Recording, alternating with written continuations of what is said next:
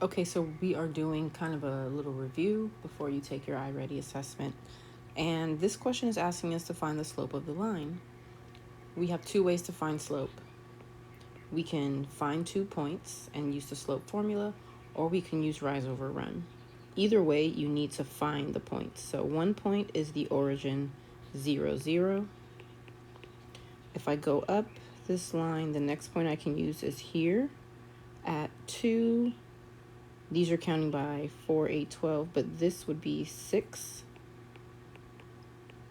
So I'll just keep going. The next point is here at 4, 12.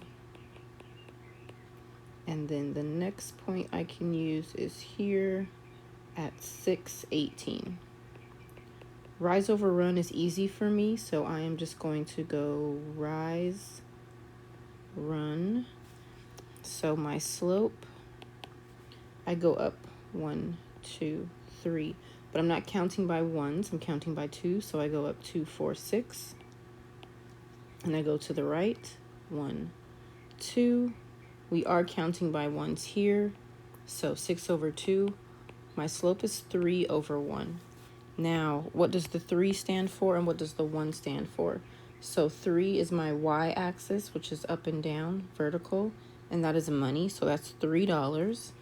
And x is my my horizontal axis, sorry, and that is pounds. So this is $3 per pound for the cost of tomatoes.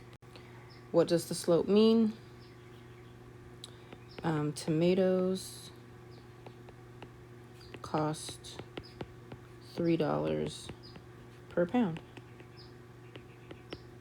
That is what the slope or the rate of change represents in this situation.